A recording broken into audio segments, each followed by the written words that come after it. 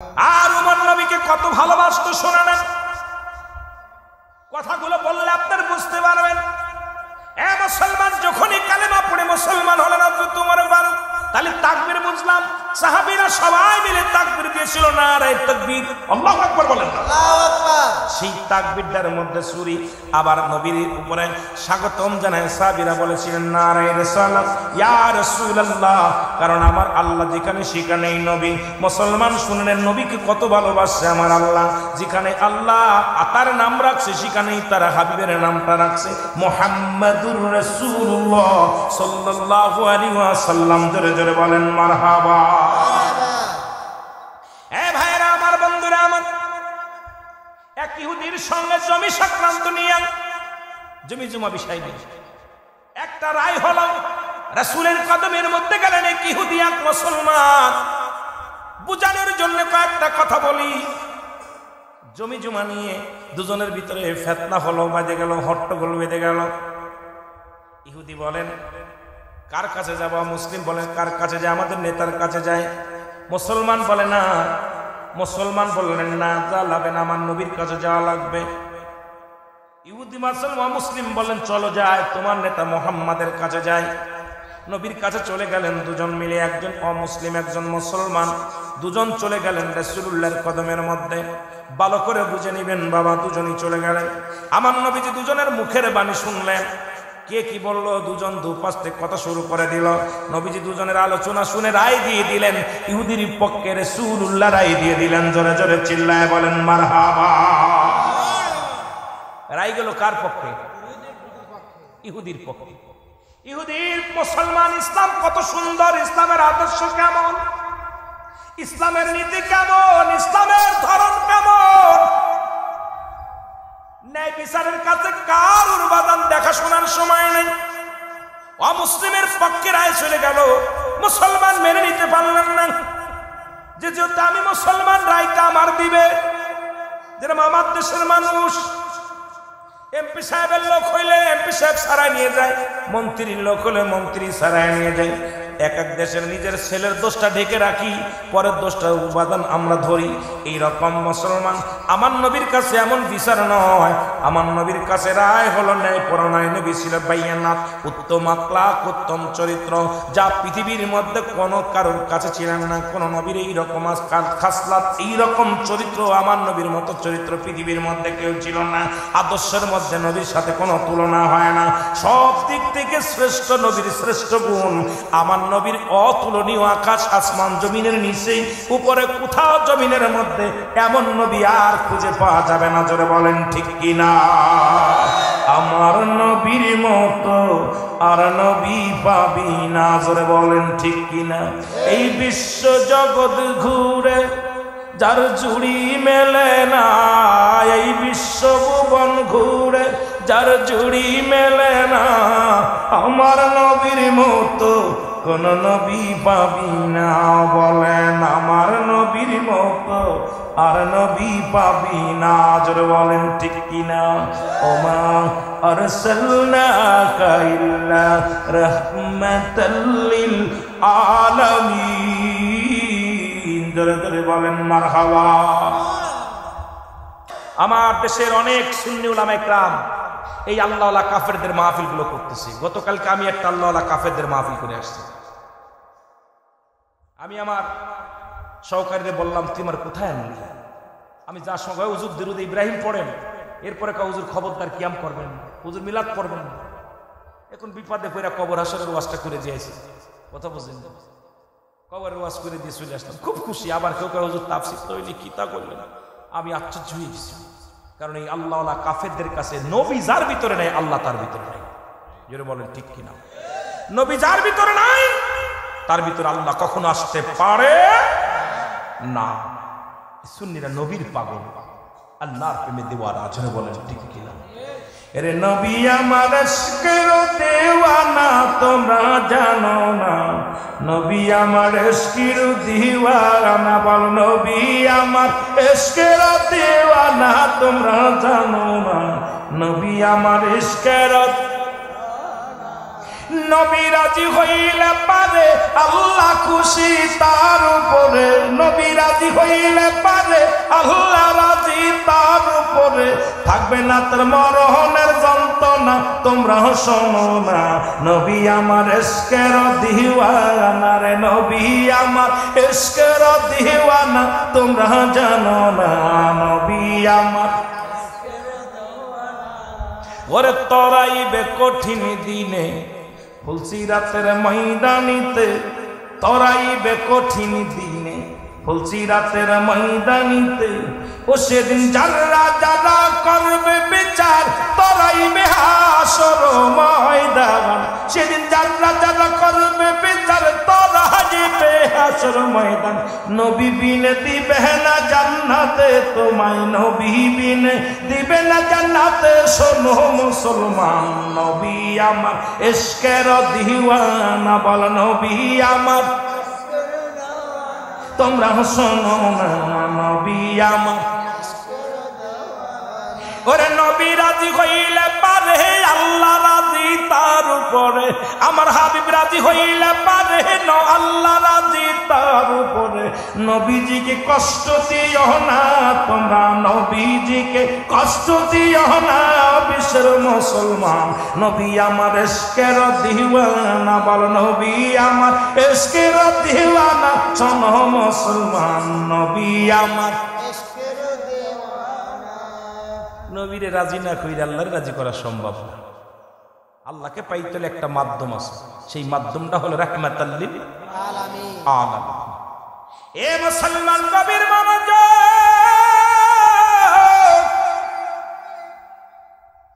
এই ওমর ফারুকের কয়েকটা কথা আমি বলে যাই, শুনলাম মুসলমান শুনলাম। নবীর প্রেমে পড়ে আল্লাহর ভয় যারা, তার ভিতরে তাকওয়া ঢুকছে, আল্লাহর ভয় ঢুকছে। এর মতো এক ইহুদি, এ মুসলমান শোনো, মদ ফেনে মদ পান করতে করতে রওনা দিছে রাস্তা দিয়ে, ওপেনে মদ খায়। হযরত উমর ফারুক ওই রাস্তা দিয়ে যাইতেছে, আল্লাহু আকবার, রাস্তা দিয়ে যাইতেছে। উমরে ফারুক এত বড় পালোয়ান ছিলেন, এত বড় নেতা ছিলেন। উমরে ফারুক যে রাস্তা দিয়ে যাইতো, ওই রাস্তায় মাস্টার ইবলিস যাইতে ভয় পেত। মারহাবা বলেন না, আরো জোরে মারহাবা। উমরে ফারুক যাইতেছে, ইহুদি কাল্লা মরিসি আজকে। উমরে ফারুক যদি আমার মদ পান করা দেখে, নিশ্চিত আমার গর্দান যাবে, আমাকে মেরে ফেলবে। আমি এখন বাঁচবো কেমনে করে? মদটা কাপড়ে নিচে লুকায়া বলতেছে, আল্লাহ জীবনের মদ খাইতাম না, আল্লাহ রে আজকে যদি উমরের হাত থেকে বেঁচে যাই তাহলে জীবন আর মদের বোতল হাতে নিব না। আল্লাহ আজকের মদটা তুমি দুধের পেয়ালা বানাই দাও। সুবহানাল্লাহ বলেন, আরো জোরে আরো জোরে। দেখেন কত ভয়, কত খত্তাবের ওটা উমরে দেখে সেই উমরের কথা বলতেছে। আল্লাহ নবীর সাহাবী হযরত উমর ফারুক ইহুদিকে ডাকতে বলেন, ইহুদিরে তুমি কি পান করো? ইহুদি বলে, হে আল্লাহর নবীর খলিফা আমিরুল মুমিনিন, আমি দুধ পান করি। কি পান করি? দুধ পান করি। কয় দুধ পান করো, তখনও মদের গন্ধ গা থেকে বাইর হইছে। মদ খাইছে, মদের বোতলের গন্ধ পাওয়া যায়। খলিফা হযরত উমর ফারুক ডাকতে বলে, দেখি বোতলটা বাইর করো। বলে, হুজুর আমি দুধ খাইতেছি, মদ নয়। আল্লাহ নবীর সাহাবী আমার মুসলমান বাবা নাই। খলিফা হযরত উমর ফারুক হাত থেকে মদের বোতলটা নিলেন, নিয়ে মুটকিটা খুললেন, আর ওদিকে ডাকতে বলে, আল্লাহ। ইহুদি বলে, আল্লাহ আজকে যদি আমি ওই মদের বোতলটা দুধের বোতল হয়ে যায়, জীবনে আমি আর কোনোদিন মদ পান করব না, আমি আর কোনোদিন ইহুদি থাকবো না, মুসলমান হয়ে যাব। আল্লাহ তুমি আমার বাঁচাও, উমরের হাত থেকে বাঁচাও। সঙ্গে সঙ্গে হযরত উমর ফারুক যখন বোতলের মুটকি খুলিয়া যখন মুসলমান এই মদের বোতলটার মদ ঢালতে লাগলেন, দেখা গেল মদের বোতলে মদের পরিবর্তে দুধ পড়া শুরু করেছে। জোরে জোরে চিল্লায় বলেন মারহাবা। আর একটু জোরে বলেন, আর একটু জোরে বলেন আল্লাহু আকবার। এই ভয়টা যার ভিতরে, আল্লাহর ভয় যার অন্তরের ভিতরে নাই, সে কেমন মুসলমান? একজন ইহুদি বিশ্বাস করে আমার মাওলাকে, আমার হাবিবকে। এ মুসলমান শুনে নাও, পৃথিবীর মধ্যে এমন এমন নেতা কজন আছে রে মুসলমান, শুনে নাও আমার বাবারা আমার। সেই খলিফা হযরত ওমর ফারুক রাদিয়াল্লাহু তাআলা আনহু, উনিও কোরআন রিসার্চ করতে যায় মুসলমান হয়ে গেছেন, নবীকে দিয়া গবেষণা করতে যায় মুসলমান হয়ে গেছেন। তিনি পৃথিবীর সব কিছু ছেড়ে দিয়েছে, রাসূলুল্লাহর কদম মোবারক ছাড়তে পারে নাই। এমন ভালোবাসতো আমার নবীরে, নবী ইন্তেকালের পরে উমর একেবারে পাগল পারাপার হয়ে গেলেন। উমর কারোর লগে কথা বলে না, উমর কারোর সঙ্গে চলাফেরা করে না, উমর শুধু নিরাপত্তা পালন করেন, কান্দে বলি ইয়া রাসূলুল্লাহ ইয়া হাবিবাল্লাহ, মায়ার নবী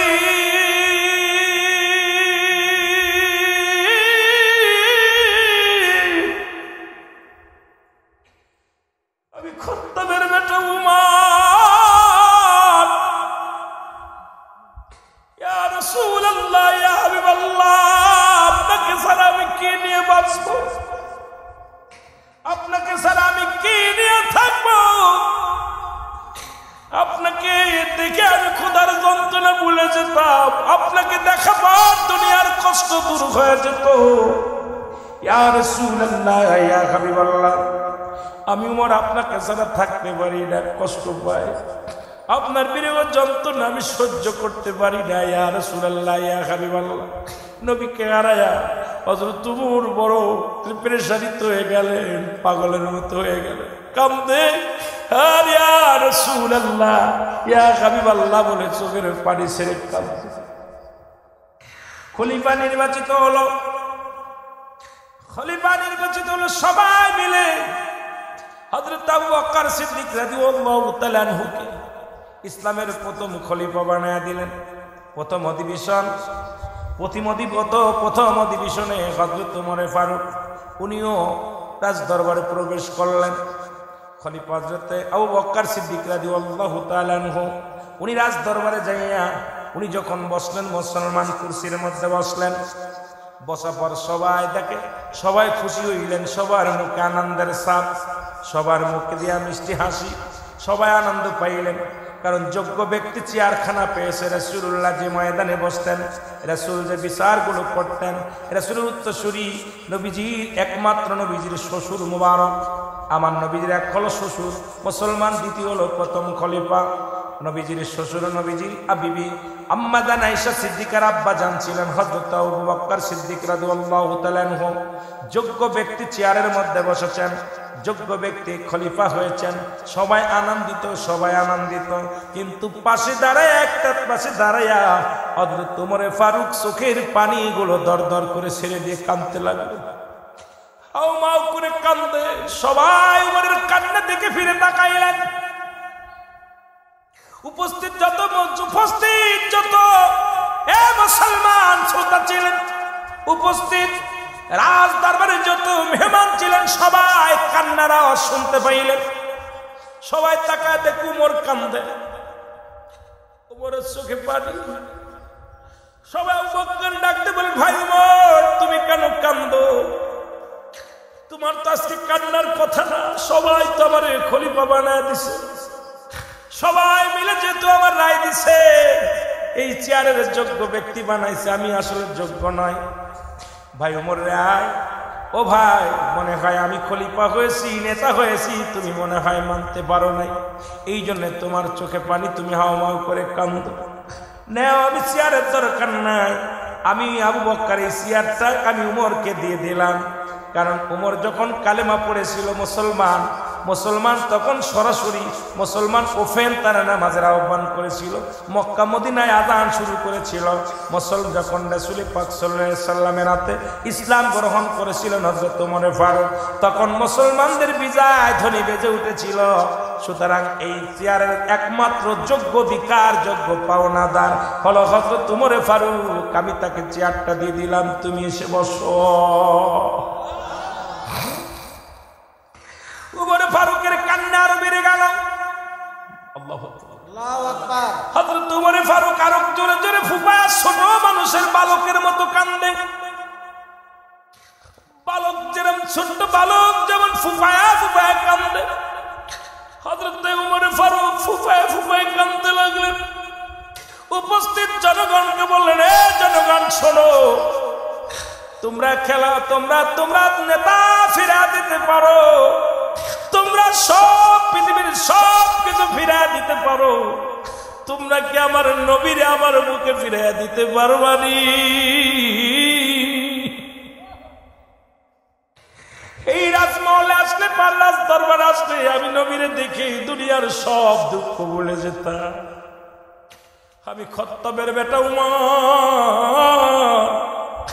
আমি আমার রাসূলের সঙ্গে কত বিদ্রোহী ঘোষণা করেছি, কত কষ্ট দিছি। আমার নবী কোনোদিন আমার কষ্ট দেয় না, আমার নবীজি কোনোদিন আমার আঘাত করে না। আমি যখন আমার রাসূলুল্লাহর চেহারা মোবারক দেখতাম, দুনিয়ার সব কষ্ট ভুলে যেতাম, আর সমস্ত দুঃখ ভুলে যেতাম। আজকে এসে যখন রাজ দরবারে এসে আমার নবীকে পাই না, আজকে যখন আমি এসে দেখি সব মানুষ দাঁড়া আছো, সব মানুষ বসে আছো, একটি নূরের মানুষ আমাদের মধ্যে নাই। একটা মানুষ, আমি আমার নূরের নবী, আমার মায়ের নবী, আমার জান, আমার প্রাণ, তোমরা এতই যদি পারো আমার নবীরে তোমরা বুকে ফেরা দাও। আমি চাই না ধন জ্ঞান, চাই না আমি রাজত্ব, চাই না জমিদারি, আমি শুধু নবীর চাই, নবীর ভালোবাসা বিহুনে আমি সহ্য করতে পারি না। এ মুসলমান শুনে নাও, পৃথিবীর মধ্যে নবীর সাহাবীরা এরকম নবীকে ভালোবাসতো। তারা ক্ষমতা লোভী ছিল না, টাকার লোভী ছিল না, সম্পদের লোভী ছিল না, তারা একমাত্র আমার রাসূলকে তারা জীবনের চাইতে ভালোবাসতো। মুসলমান গভীর মনোযোগ, আতিউল্লাহ আতিউর রাসূল, অনুগত করত আল্লাহ, অনুগত করত রাসূলের, জীবনের পরোয়া করত না, আল্লাহর প্রতি অনুগত থাকতো, রাসূলের প্রতি অনুগত থাকতো। কিন্তু আমরা অনুগত করি অনেকে আল্লাহর, নবীর অনুগত করি না। কেমন মুসলমান জনগণ চিল্লায় বলেন ঠিক কিনা? আতিউল্লাহ আতিউর রাসূল। আমার আল্লাহর প্রতি যেমনি অনুগত্য ছিল সাহাবীদের, নবীর প্রতি অনুগত্য এরকম ছিল।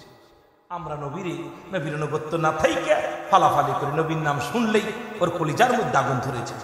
রাসূলুল্লাহর নাম শুনলে, নবীজির নাম শুনলে এই বেঈমান মুনাফিকদের কলিজার মধ্যে আগুন ধরে যায়। জোরে বলেন ঠিক কিনা? আরো জোরে বলেন। ওই আমি কেমন করে, ওই আমি কেমন করে যাইব মৌলা নবীজির দেশে, আমি কেমন করে যাইব মৌলা নবীজির দেশে, যে দেশে মোর আসেন শুইয়া মোর নবীজি, যে বলেন যে দেশে মোর আসেন শুইয়া মোর নবীজি রে, বলেন তে মোর দেশেতে ঘুমায় আসেন মোর নবীজি, যে নবী রহমতের নবী, নবী পাপীদের নবী, নবী রহমতের নবী, নবী পাপীদের নবী, সদায় কাঁদিতেছে দয়াল নবী উম্মতির প্রেমে, সদায় কাঁদিতেছেন দয়াল নবী উম্মতির প্রেমে, আমি কেমন করে যাব মৌলা নবীজির দেশে, আমি কেমন করে যাব মৌলা নবীজির দেশে, বলেন কেমন করে যাব মৌলা নবীজির দেশে। ওরে যেই দেশে মরেছেন গোমাই নূর নবীজি রে, হায় হায় যেই দেশে মরেছে গোমায় নূর নবীজি রে, আমি কেমন করে যাব মৌলা নবীজির দেশে, বলেন কেমন করে যাব মৌলা নবী। ধন্য হলো আরব ভূমি, ধন্য মক্কা দেশ, ধন্য হলো আরব ভূমি, ধন্য মক্কা দেশ, ওরে ধন্য হলো মরভূমি, ধন্য হলো মরভূমি সোনার মদিনা দেশ, ধন্য হলো মরভূমি সোনার মদিনা দেশ, যেই দেশে মোর ঘুমায় আছে মোর নবীজি, যে আঘায় যে দেশে মোর ঘুমায় আছেন মোর নবীজি রে। কেমন করে যাব মৌলা নবীজির দেশে বলেন কেমন করে যাব মৌলা নবীজির দেশে যে দেশে মোর গমায়াতে মোর নবীজি যে হাই যে দেশে মোর ঘুমায় আছে মোর নবীজি যে বলো যে দেশে মোর ঘুম মৌলাই যদি দিত পাখা যাইতাম উড়ে মৌলাই যদি দিত পাখা যাইতাম উড়ে নাই যে পাখা কাঁদি বাংলায় নাই যে পাখা কাঁদি বাংলা দিদারের আসে যে দেশে মোর গমায়াতে মোর নবীজি যে হাই হাই যে দেশে মোর গমায়াতেন মোর নবীজি যে কেমন করে যাব আমি নবীজির দেশে আমি কেমন করে যাব মৌলা নবীজির দেশে যে দেশে মোর গমায়াছে মোর নবীজি যে হায় হায় যে দেশে মোর গমায় একটু মহব্বতে বলেন যে দেশে মোর ঘুমায়াছেন নূর নবীজি যে মহব্বত আল্লাহুম্মা সাল্লি আলা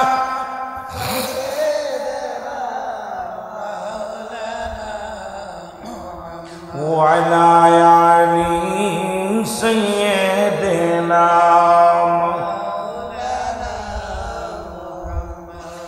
মুসলমানই তো ছিল নবীর প্রেমিক নবীকে হারায় সাহাবীরা এরকম পাগল ছিল আবার খলিফা হযরত উমর ফারুক যখন খলিফা হলেন অনেক কথা চলে আসে একটা কথা নিয়ে আলোচনা করতে যে অনেক লম্বা আলোচনা হয়ে যায় খলিফা হযরত উমর ফারুক যখন খলিফা হলেন আমিনুল মুমিনিন কেমন বাজান প্রধানমন্ত্রী হলেন কেমন রাষ্ট্রপতি হলেন দেখেন না উনি বাড়ি বাড়ি ঘুরে ঘুরে তালাশ করতেন প্রতিবেশী কে না খেয়ে আছে আমার দেশের নেতারা যদি এমপি সাহেব হয় ভোটের আগে কত না পায়ের জুতা ক্ষয় হয়ে যায় মন্ত্রী হলে পায়ের জুতা ক্ষয় হয়ে যায় বাবা কোথায় মেম্বার চেয়ারম্যান হতে গেলে কত কষ্ট করে কিন্তু আমিনুল মুমিনিন যখন খলিফা হলেন উনি রাতের অন্ধকারে আধারে এলাকাটা ঘুরা ঘুরা দেখতেন মহল্লা ঘুরে ঘুরে দেখতেন কে অভাবে আছে কে না খেয়ে আছে কে না ঘুমায় আছেন কে অনাহারে আছে এগুলো ঘুরে ঘুরে দেখতেন জোরে জোরে চিল্লায় বলেন মারহাবা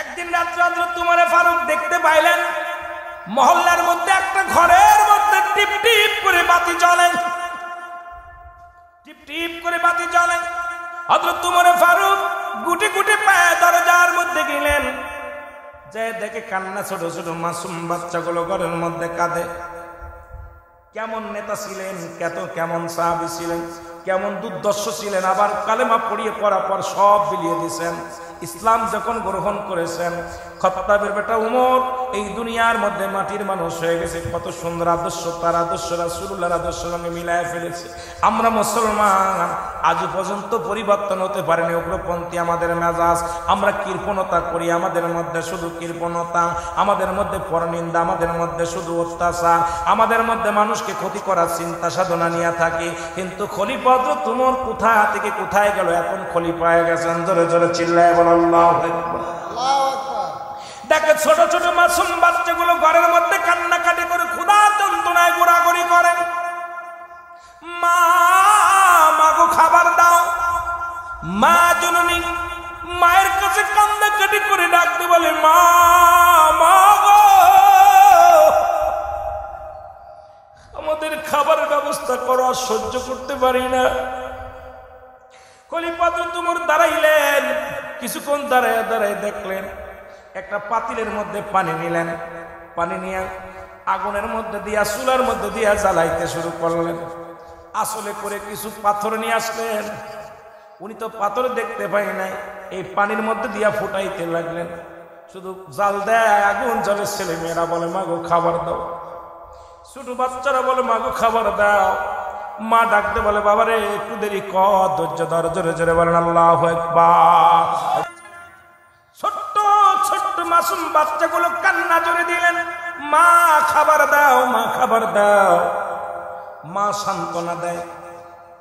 সান্ত্বনা দেয় বাবা একটু ধৈর্য ধর এই তো খানা হয়ে আসলে একটু দেরি কর ছোট ছোট মাসুম বাচ্চাগুলো ক্ষুধার যন্ত্রণায় কাঁদতে কাঁদতে ঘুমায় পড়ল। হযরত উমর চিন্তা করে মা জননী এত সময় ধরে রান্না করলেন, বাচ্চারা না খেয়ে ঘুমায় গেলেন, কারণটা কি? ঘরের দরজায় যে টাচ করে আওয়াজ দিলেন, দরজা খুলে দিলেন, দেখতে পাইলেন যাটাকে মা জননী ওই ঘরের মধ্যে পাতিলের মধ্যে পানি দিয়া পাথর দিয়া জ্বালাইতেছে। ডাকতে বলে, মা গো, ও মা, তুমি তোমার সন্তানদের খাবার দিলে না, ঘুমায় গেল। বাবা খাবার দেব কি? আজ কটা দিন ঘরের মধ্যে কোনো খাবারের ব্যবস্থা নাই, ঘরের মধ্যে কোনো খাবারের ব্যবস্থা নাই। ছোট ছোট মাসুম বাচ্চাগুলো, আমার বিবি আমার স্বামী খাবার আনতে পারে নাই, খাবার জোগাড় করতে পারে নাই। আজ কটা দিন ঘরের মধ্যে কোনো খাবার নাই। শিশু সন্তানগুলো ক্ষুধার যন্ত্রণায় ছটফট করে। আমি মা হয়ে সহ্য করতে পারি না, আমি জনম দুঃখিনী মা। ওই সন্তানের কান্না বন্ধ করার জন্য পাতিলের মধ্যে পাথর দিয়া ফোটাইতেছি, তাদের সান্ত্বনা দিয়ে ঘুম পেরেছি। এখন আমি বসে বসে কান্দি। তোমার ফারুক ডাকতে বলে, মা একটু দাঁড়াও, আমি আসি। দৌড়ায় গেলেন, বাইতুল মালে চলে গেলেন। কেমন নেতা ছিলেন, কেমন নেতা ছিলেন! দৌড়ায় গেলেন, বাইতুল মালে চলে গেলেন। ডাকতে বলে, আসলাম রে, বাইতুল মালের দরজা খোল। আসলাম দরজা খুলে দিলেন। দরজা খুলে দিয়ে বলে, এই আটার বস্তাটা আমার পিঠে উঠায় দে, আমার মাথায় উঠায় দে। আসলাম বলে, আমিনুল মুমিনিন, আটার বস্তা কোথায় নেবেন আমাকে বলেন, আমাকে হুকুম দেন, আমি সেখানে বহন করে দিয়ে আসবো। বলেন, আরে আসলাম, এই আটার বস্তা আমার মাথায় তুলে দাও। আমি উমর আল্লাহর কাছে কি জবাব দিব? আরে চেয়ারম্যান মেম্বার সাহেব, গরিবের 2 কেজি চাউলের লোভ সামলাইতে পারো না, গরিবের 2 কেজি আটার লোভ সামলাইতে পারো না। আমার দেশে অসংখ্য চেয়ারম্যান সাহেব, মুসলমান, শত শত টন তেল, শত শত টন চাউল তাদের খাটের নিচেই পাওয়া যায়, তাদের ঘরের মধ্যে পাওয়া যায়। এই গরিবের 10 টাকা কেজি চাউলের লোভ সামলাতে পারে না, এটা সরকার দিছে, তাদের 10 কেজি চাউল দেয়, এটার মধ্যেও ভাগ বসায় রে চেয়ারম্যান। এই হারামখোররা আমার দেশের নেতা, এই হারামখোরদের জন্য শান্তি ফিরে চলে গেছে। মুসলমান জোরে জোরে বলেন ঠিক কিনা? অসংখ্য হারামখোর 10 টাকা কেজি চাউল, এটার লোভ সামলাতে পারে না। আমরা দেখেছি অনেক চেয়ারম্যানের তেল, সোয়াবিনের তেল, যে করোনা ভাইরাসের সময় চাউল ডাউল যা দিছে, এগুলো চুরি করে করে খাটের নিচে রেখে দিছে। অসহায় মানুষের তারা টাকা বন্ধু চুরি করছে। এই সমস্ত বদমাইশ যদি দেশের নেতা হয়, 10 বদমাইশ গুলো ইউনিয়নের চেয়ারম্যান হয়, ওয়ার্ডের মেম্বার হয়, জাতি শেষ হওয়ার জন্য এরাই যথেষ্ট। জোরে বলেন ঠিক কিনা? ইসলাম মানতে হবে, ইসলামের আদর্শ আমাদের মধ্যে নাই। জোরে বলেন ঠিক কিনা? আমার ভাইরা, আমার বন্ধুরা, খলিফা হযরত উমর ফারুক ডাকতে বলে, আসলাম রে, আটার বস্তা আমার মাথা উঠে দাও, কথা বলো না, আমার ঋণ শোধ করতে দাও, আমি আল্লাহর আদালতে ধরা পড়ে যাব। কি জবাব দিব? আমি আমার মাওলার কাছে কোনো জবাব দিতে পারবো না। আসলাম আটার বস্তা উঠায় দিলেন। আমিনুল মুমিনিন হযরত উমর ফারুক আটার বস্তা মাথায় করে বহন করে নিয়ে আসলেন ঘরের মধ্যে। ডাকতে বলে, মা গো, তোমার সন্তানদের রুটি বানাই খাও, দেরি করো না মা, আমার দেরি হয়ে গেছে, আমি অন্যায় করেছি মা গো। এই লাউ আটা রুটি বানাই আর তোমার সন্তানদের কলিজা ভরে খাওয়াও, পেটটি ভরে খাওয়াও। আর আগামী দিন তুমি উমরের দরবারে যাবা, আমি তোমাকে একটু বেশি দেওয়ার ব্যবস্থা করে দিব। ওই মহিলা দোয়া করে, আল্লাহ, এই দেশের প্রেসিডেন্ট যদি উমর না হয়ে এই লোকটা হতো। ছদ্মবেশ। আর আমাদের নেতারা দেখছেন, এই যে রমজান মাসে দেখলাম কিছু ফেতরা দিচ্ছে, দেখলাম ঠেলে ঠেলে ফেলে দিচ্ছে, আর এইরকম দেখাচ্ছে 3 বের ক্যামেরা ধরতেছে, একখান লুঙ্গি একখান শাড়ি দিতেছে, 4 বার ভিডিও করতেছে। জোরে বলেন ঠিক কিনা? লোক দেখানো বাটপার। দেখা যায় জাকাতের শাড়ি নিতে যায়, ওই ফিতরা শাড়ি নিতে যায়, মানুষ ঠেলা খেয়ে ধাক্কা খেয়ে মারা যাচ্ছে। জোরে বলেন ঠিক কিনা? এই নেতারা কিসের নেতা? সেলফি তুলতে তুলতে আর জায়গা নাই। কত বুঝলেন? চাউল ধরে রাখতে 1 কেজি চাউল যে 6 বার ভিডিও করতেছে। কথা কয় না, কথা কয় না। এই চোর বাটপার দেশটা ভরে গেছে, জোরে বলেন ঠিক কিনা? এই বাটপার গুলোর জন্য আমার দেশের গরিব অসহায় মানুষগুলো বিপদ জানে আছে। নবীর ফয়সালার উপরে কোনো ফয়সালা নাই। মুনাফিক মুসলমানরা বলে আমি রাই মানি না, বলে যাব কোথায় যাব, কয়ে যাব আবু বকরের কাছে। যেহেতু আবু বকর রাসূলের চাইতে 6 মাসের বড়, কয় মাসে? 6 মাসের বড়, সেহেতু তার কাছে গেলে সঠিক বিচারটা আমি পাবো, চলো যায়। ইহুদি বলে ভাই আপনার নেতা হলো রাহমাতাল লিল আলামিন, আপনার নেতা হোক, যেটা রায় দিছে এই রায় আমি মেনে নিলাম, আপনি কেন মানছেন না? কয় মানি না, চলো আবু বকরের কাছে যায়। সিদ্দিক আকবরের কাছে চলে গেলেন, সালাম দিলেন, এই মুসলমানদের সালাম দিলেন। বলে আমি রাসূলুল্লাহর কাছে গিয়েছিলাম, এই রায় দিয়েছে আমাদের। এই রায়টার মধ্যে রায়টা এই জমি জমা নিয়ে দুটি চক্রান্তর নিয়ে আমরা দুজনে কথা বললো, মুসলমান এবং ওই ইহুদি কথা বললেন। হযরত আবু বকর শুনে বললেন এর আগে কে রায় দিছে? কয় রাসূলুল্লাহ রায় দিছে। কয় রাসূলুল্লাহর যে রায়, এরপরে আমি আবু বকর হাত চলবে না, কলম দেয়া চলবে না। আমার নবীর রায় যারা মানে না, এরপরে আমি কোনো রায় দিতে পারবো না। আমার রায়ু এই বিচার, এই রায়টা হবে আমার রায়ু হয় ইহুদির পক্ষে। জোরে জোরে চিল্লায় বলেন মারহাবা।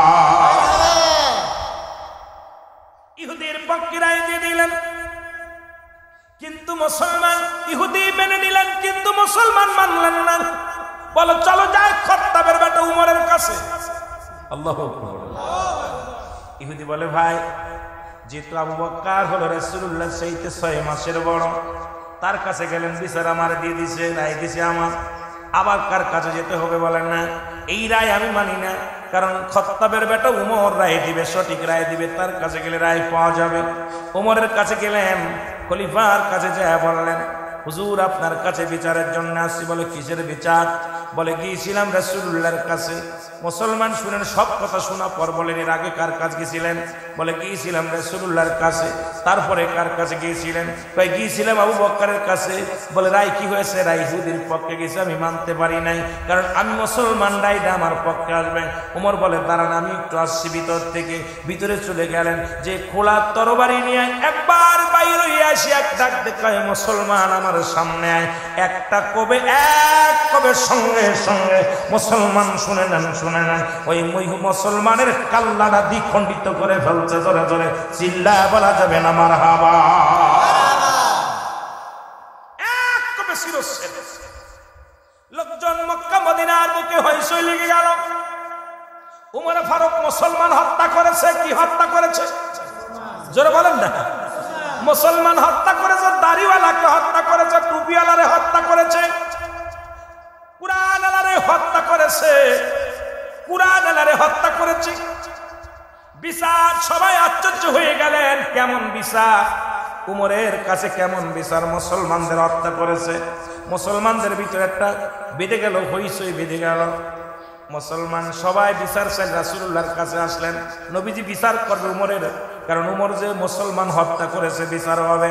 আমার আল্লাহ কয় জিবরিল তাড়াতাড়ি যাও, আমার হাবিবের জানায় আসো আমার উমর কোন মুসলমানকে হত্যা করে নাই, আমার উমর হত্যা করেছে একজন মুনাফিককে। ও মুসলমান শুনে নেন, সুতরাং মুসলমানদের মধ্যে বড় মুনাফিক যারা আমার নবীর রায় মানতে পারে নাই, আমি আল্লাহ তার বিপক্ষে চলে যায়। আমার রাসূল যার পক্ষে আছে আমি তার পক্ষে। সুতরাং আমার রাসূলের রায় যিনি মানতে পারে না, উমরের কাছে সে হত্যা হয়েছে, সুতরাং সে মুনাফিক, সে মুসলমান নয়। আগে আমার হাবিবের জানায়া দিয়াস আমার নবীজি যেন আমার উমরের বিচার না করে, কারণ আমার উমর কোন মুসলমানকে হত্যা করে নাই, কোন ইমানদারকে হত্যা করে নাই, একজন মুনাফিককে হত্যা করেছে। জোরে জোরে চিল্লায় বলো মারহাবা। আর একটু জোরে বলা যাবে না আল্লাহু আকবার। নবীর বিচার, নবীর কাছে আসছে সবাই। নবীজি বললেন সাহাবীরা বসো, বসো। সবাই বসতেন। হুজুর কেমনে বসবো? মুসলমান হয়ে মুসলমানকে হত্যা করবো? উমরে ফারুক যে অন্যায় করেছে মেনে নেওয়া যায় না। আপনার দাড়িওয়ালা টুপিওয়ালাকে হত্যা করেছে। এই জন্য আমি একটু আগেই বললাম আমিনান নাস, মানুষের মধ্যে মায়াকুল, তারা বলবে আমার নাতের ঈমান আনছে। আমাদের মধ্যে এরকম মুনাফিকের অভাব নাই। জোরে বলেন ঠিক কিনা? এরা মুখে মুখে যখনই সুন্নি বলে, বাতিলদের মাহফিলে যায় তারা মাথা নত করে ফেলে। আমরাও মাঝে মাঝে ধরা পড়ে যাই, কারণ অনেক বাতিলদের মাহফিলে যা পর দাবাত দেয় সুন্নি বইলা, যা দেখি এত বড় কাট্টা ওয়াহাবির মধ্যে আসছে, যেখানে কোনো দুরূদ শরীফ পড়া যায় না, যেখানে রাসূলকে দাঁড়ায় সালাম দেওয়া যায় না, কিন্তু এত ঠিকানতে যদি চলে আসি বলবে মৌলানা পালায়া গেছে। গতকালকের একই অবস্থা হয়েছে রে মুসলমান, কারণ নবীর উপরে যতক্ষণ পর্যন্ত আমরা দুরূদ পড়তে পারি না আমাদের কলিজার মধ্যে শান্তি লাগে না, নবীর সালাম দিতে না পারলে শান্তি লাগে না।